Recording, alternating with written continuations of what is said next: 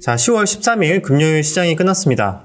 오늘 시장은 또 어제와 정반대의 분위기가 이어졌죠. 어제 상승폭을 대부분 반납하면서 하락이 나왔고 코스닥은 1.5% 정도 하락이 나왔습니다. 코스피는 한 1% 정도 나왔어요. 그런데 오늘 하락폭이 엄청나게 위협적이다 이런 것까지는 아니지만 좀 우려스러운 점이 몇 개 오늘 새롭게 좀 뉴스들이 나와가지고 돈이 몰린 섹터 볼 때도 말씀을 드리겠지만 오늘 사실상 돈이 유가, 방산 이런 데 엄청나게 몰리고 그 외에는 어제 말씀드렸던 하이닉스 관련 반도체 종목 정도 그 정도만 보이는 상황이거든요. 나머지는 다 빠졌어요 거의. 그 이유에 대해서 한번 말씀을 드리고 그다음에 돈이 몰렸던 종목들에 대해서 가볍게 체크하면서 좀 마무리하도록 하겠습니다. 오늘 우려스러운 것 중에 하나가 지수 하락도 하락인데 근데 수급이 별로 안 좋아요. 보면 외국인 기관 쌍끌이 매도 그나마 마지막에 외국인이 조금 사들인 것 같은데 코스닥도 쌍끌이 매도 그렇게 나왔죠. 최근에 한 이틀 연속 외국인 선물이 순매수가 좀 강하게 들어왔거든요. 그래서 올랐는데 선물 순매도가 좀 찍히면서 또 기관이 또 자연스럽게 최근에 매수한 거 일부도 뱉어내고 있죠. 거의 어떻게 보면 펀더멘탈이다 뭐다 이런 게 아니라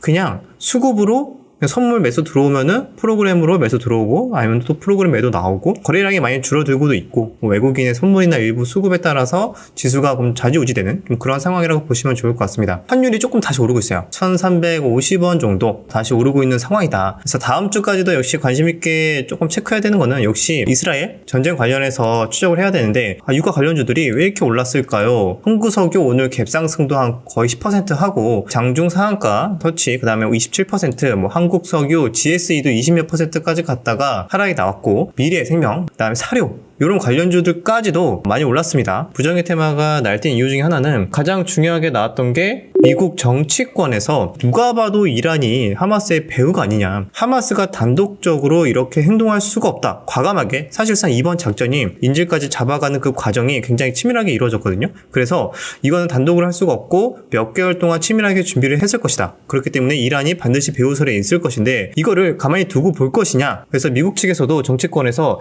이란을 원유 수출 제재를 요구하고 있다고 합니다. 이란이 이렇게 전쟁에 좀 지원을 할 수 있는 이유 중에 하나가 원유를 판 돈으로 지원을 하고 있다. 그래서 아예 지금부터라도 이 원유를 차단을 해야 된다. 라는 이야기가 나오고 있어요. 그렇게 되면은 원유를 차단하면은 또 유가가 올라가고 유가가 올라가면은 또 인플레이션이 생기고 인플레이션 생기면은 또 금리도 빨리 못 내릴 수 있겠네. 또 이렇게 논리가 연결될 수가 있기 때문에 주식시장은 좀 더 민감하게 반응할 수 있다. 그나마 다행이라고 한다면은 사실상 이란이 그렇게 비중이 크진 않아요. 작년 기준으로 본다면은 전 세계의 공급의 약 3% 정도? 그 정도밖에 차지하고 있지 않아서 전 세계 한 8위 정도 하고 있습니다. 자, 그럼에도 불구하고 일단은 투자 심리에는 부정적으로 영향을 미칠 수가 있죠. 그런데 미국에서도 인플레이션의 유가 상승에 대한 우려 때문에 한번 섣불리 차단을 하기는 어려울 것이다 라는 이야기가 나오고 있습니다. 자, 이것뿐만이 아니라 그럼 유가 차단, 제재? 그러면은 우리가 이전에 영상에서 말씀드렸던 것처럼 이란이 만약 제재를 받으면은 이미 벌써 자금을 동결시키고 있는데 또 이란도 반발을 할 거 아니에요. 거기에서 우리가 저번에 말씀드렸던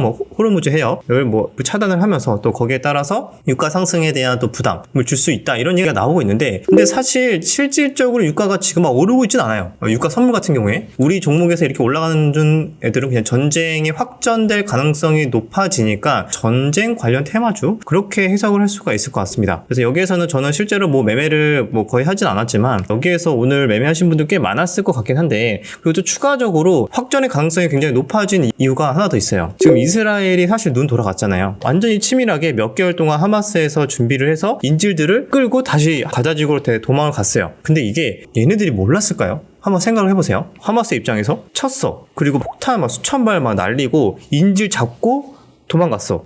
그러면은 이스라엘이 가만히 있을까? 근데 마치 이게 뭔가 유도하는 것 같지 않나요? 유도? 이쪽 가자지구로 들어와. 약간 이런 느낌으로 유도하는 것처럼 어떻게 대놓고 저러지? 그 다음에 수가 준비되어 있지 않은데 그냥 무작정 저런다고? 얘네들도 수개월을 준비했었기 때문에 그냥 바보가 아니라서 우발적으로 그렇게 행동을 하지 않았을 거라는 거죠. 근데 지금 일단 이스라엘은 민간인 학살한 정황들이 포착이 되면서 이미 눈이 돌아갔어. 그래서 100리탄 쏘고 지상군 투입이 임박하고 있죠. 그럼 가자지구가 굉장히 좁아요. 거기서 치고 들어가는데 민간인도 굉장히 많아. 이번에 난민이 많이 생겼는데 얘네들을 좀 딴 데로 피신을 시켜야 되는데 하마스 측에서 그런지 몰라도 어쨌든 피신을 못 시키고 있어요. 이집트에서도 안 받는다고도 한 것 같고 그래서 거기에 지금 많이 민간인들이 아직도 많이 남아있거든요. 그런데도 불구하고 이스라엘은 지상군을 투입을 그냥 예정대로 할 것처럼 지금 준비를 하고 있는데, 그렇게 되면은 치고 만약에 이스라엘의 지상군이 투입이 돼요. 근데 제가 방금 말씀드렸던 것처럼 하마스 측에서 이거를 모르고 있을까? 마치 뭔가가 전략을 미리 준비하지 않았을까에 대한 생각도 해볼 필요가 있고, 그러면 정말 전략을 준비했어, 잠복을 하든 아니면 민간인과 하마스 군인 간에 구분하기가 힘들기 때문에 그렇게 이스라엘군은 어쩔 수 없이 민간인들을 함께 희생을 시킬 수밖에 없고, 그러면 민간인들이 만약 희생이 된다면은 다시 국제적으로 비난을 받을 수 있고, 이미 벌써 시리아까지도 공격이 들어갔죠. 이렇게 되면은 국제적인 비난과 또 추가적인 이런 시리아 공습 등 이런 것들이 이란이나 다른 아랍 국가로부터 추가적인 전쟁 참여를 만들 수 있는, 확전을 할 수 있게 만드는 명분이 된다는 거죠. 그래서 이러한 이스라엘의 행동들이 확전을 추구할 수 있다. 그리고 실제로 이란 외무장관이 이렇게 얘기를 했어요. 확전 여부는 이스라엘에 달려있다. 그러니까 이스라엘이 그냥 적당히 해라 이거예요. 막 너무 치고 들어오고 더 막 시리아나 기타 등까지 막 공습이 계속 이어지고 하면은 이란도 가만히 두고 보진 않겠다라는 내용으로 받아들일 수가 있거든요. 그래서 그런 우려감 때문에 아무래도 좀 전쟁 관련주들이 유독 유가, 방산, 사료 이런 종목들이 많이 거래대금이 몰리지 않았나 라고 생각이 듭니다. 그래서 아직까지는 지상군들이 투입되진 않았어요, 이스라엘 쪽에서. 그런데 혹시 몰라요, 또 주말 동안 또는 다음 주에 투입이 돼서 또 하마스 측에서는 또 그것을 미리 알고 있기 때문에 다음 수를 준비하고 있어서 전쟁이 더 커지고 민간인 피해가 커지고 국제적 비난과 함께 다른 나라의 명분, 전쟁 확전, 이런 식으로 만약에 시나리오가 가버린다, 그러면은 주식시장에서는 부정적일 수 있다는 거죠. 그 시나리오를 일단 생각을 해볼 필요가 있고, 제가 사실 시나리오 쓰는 거일 수도 있기 때문에 막 너무 여기에 막 심취해 있어가지고 그럴 필요는 없어요. 왜냐면은 사실상 주식시장에서는 확정이 된다고 해가지고 주식시장 다 막 끝나지 않아요. 주식시장 입장에서 본다면은 뭐 엄청나게 무서웠고 뭐 두려워할 내용까지는 아니지만, 그래도 이 정도 시나리오는 좀 머릿속에 넣어놓고 대응할 때 조금 준비할 필요는 있겠다. 왜냐면은 단기적으로는 심리가 영향을 미칠 수 있기 때문에, 실질적으로 얼마만큼 뭐 피해를 줄지 모르겠지만 단기적으로는 심리적으로 영향을 줘서 안 그래도 수급에 좀 공백이 있는 구간인데 단기적으로 좀 변동성은 나올 수 있겠죠. 반대로 이게 잘 해결되면은 지금 최근의 하락폭을 대부분 만회하는 강한 상승이 나올 수 있다고도 생각이 듭니다. 그래서 중요한 거는 지상군의 투입과 확전의 가능성이 얼마만큼 계속 높아지는지 여부를 계속 추적을 해야 될 필요가 있을 것 같아요. 여기까지는 일단 돈이 몰린 섹터에 대해서 말씀을 드려야 되는데, 전쟁 관련주 이런 이유 때문에 오늘 굉장히 강하게 올라왔다 이렇게 정리를 해드리고, 다음 주도 당연히 그럼 여기 내에서 급락도 나올 거고 다시 또 이러한 급등이 나올 거고 굉장히 변동성이 커질 거기 때문에 단타 트레이딩 하시는 분들은 계속 또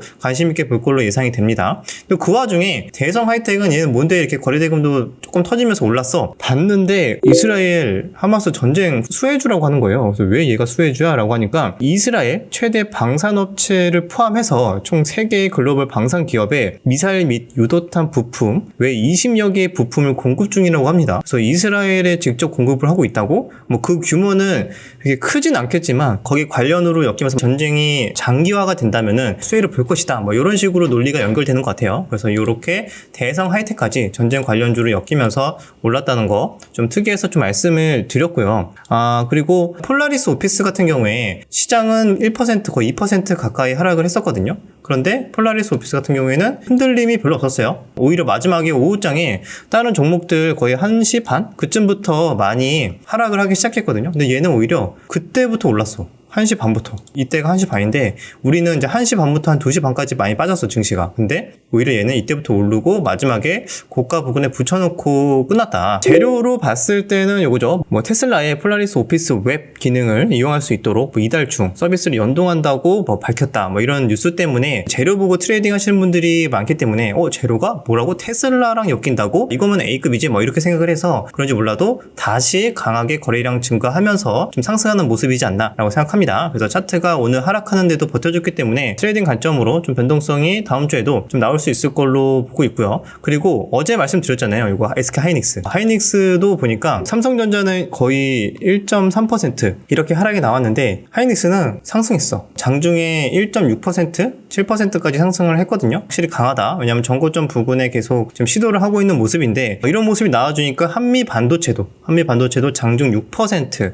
그 다음에 오늘은 HPSP가 좀 강하게 상승이 나왔어요. 장중 11%, 하이닉스 관련 일부 반도체 종목들이 굉장히 강한 모습이 나와줬다. 반도체 내에서도 조금 달라요. 희비가 좀 갈리고 있어요. 그래서 일부 이런 종목들 돈이 조금 몰리고 있다 정도 체크하시면 될 것 같고, 역시 오늘 시장이 지지부진하니까 바이오는 대부분 다 같이 하락을 했지만 또 이런 신성 델타 같은 애들, 이런 애들은 어제 하락을 하고 나서 오늘 소폭의 반등 정도 나와줬다. 기술적 반등 정도 수준이죠. 그 외에도 뭐 TCC 스틸 이런 종목들도 비교적 잘 버텨줬지만 지금 단기적으로 전고점 부근이기 때문에 아마 좀 추가적인 매물이나 좀 차익 매물의 가능성이 높지 않을까, 좀 그렇게 생각이 되기도 합니다. 뭐 LS 전선 아시아 얘도 새롭게, 얘는 이때는 뭐 초전도체였는데 이번에는 따로 개별 호재 붙이면서 올랐습니다. 초전도체랑 좀 따로 보셔야 될 것 같다는 거. 뉴로메카 장중에 갑자기 얘 뭐죠? 얘 혼자 16% 올랐는데 포스코가 살짝 또 묻었어요. 우리 예전에 대동도 포스코가 묻으면서 잘 올랐잖아요. 요거 뉴로메카, 포스코, 뭐 포항 공장 신사옥 신축 설계 계약. 그래서 뭐 포스코와 함께 뭐 한다. 여기서 보시면은 대규모 로봇 클러스터 조성의 발판 마련의 계기가 뭐 된다. 뉴로메카도 포스코 묻었다. 이거 모멘텀 생겼다. 라고 생각하시는 분들이 오늘 굉장히 돌격을 한 것 같습니다. 장중에 무려 16%까지 올랐으나 여기가 굉장히 저항대가 많은 구간이죠. 이때 두산 로보틱스 상장한다고 그 자리에 많이 이제 샀던 그런 자리라서 쭉 빠졌다가 지금 그 자리에 회복하자마자 막 윗골이 길게 달리면서 이제야 탈출 기회 주는 거나 하면서 막 던진 것 같아요. 그래서 윗골이 또 길게 빠지면서 종가는 플러스 4% 정도 좀 아쉽게 끝나긴 했습니다. 그래서 아무래도 저항대가 많기 때문에 쉽게 돌파하기는 좀 쉽지 않다. 일단 이런 특징도 있었다는 거. 로봇주 내에서도 따로 호재가 붙어서 올랐었다. 근데 이게 아마 연속적으로 계속 오르기에는 일단 좀 더 지켜봐야 될 것 같아요. 왜냐면 시장 분위기도 일단 좀 봐야 될 것 같고, 로봇주 자체가 지금 그렇게 센티가 좋지가 못하거든요. 그나마 긍정적으로 볼만한 게 하나 있어요. 하반기에 첨단 로봇 산업 전략 연내 발표한다고 했잖아요. 그래서 거기에 대해서 뉴스가 거의 안 나오고 있었는데 오늘 나오기는 했습니다. 오전에 박문규 산업장관 첨단 로봇 산업 전략 연내 발표, 시장 걸림돌 규제 혁신. 그러니까 로봇 산업이 확산되는 데 있어서 각종 규제들이 우리나라가 좀 많이 있거든요. 그런 규제 부분들을 빠르게 이제 수정을 하고 투자가 이제 이어져야 되는데 거기에 대해서 좀 연내 발표가 될 것이다. 근데 이것도 결국에는 그냥 연내 발표야. 구체적인 내용이 없긴 하거든요. 근데 연내가 얼마 안 남았어요.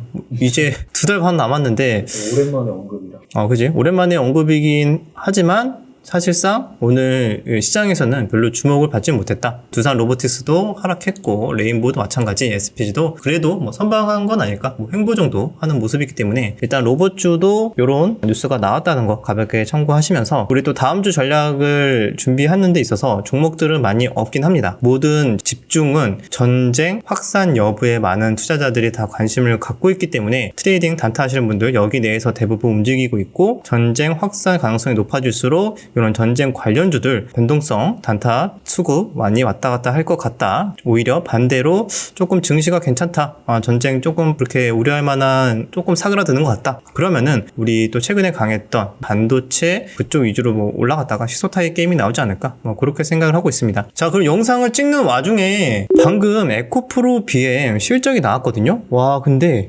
영업이익이 엄청나게 하락했어요. 마이너스 68%? 지금 이렇게 지금 영업이익이 68.9% 하락이 나왔다고 합니다. 작년 대비. 그러면서 지금 시간 외에서는 뭐 마이너스 거의 3% 하락을 하고 있고요. 2차전지 인버스 ETF는 반대로 2% 오르고 있다고 합니다. 와, 이러면은 월요일날 2차전지 종목들 그 실적이 예상보다 더 안 좋게 나온 것 같죠, 이거? 에코프로가? 그러면은 아무래도 투자 심리에 영향을 줄 수 있기 때문에 코스닥 조금 하락하지 않을까. 그래서 다음 주도 역시 조심조심 전쟁 확산 가능성과 2차 전지 섹터의 추가 하락 여부에 대해서 조심스럽게 대응하시면 좋지 않을까 생각합니다. 주말 잘 보내시고 다음 주에 다시 찾아뵙도록 하겠습니다.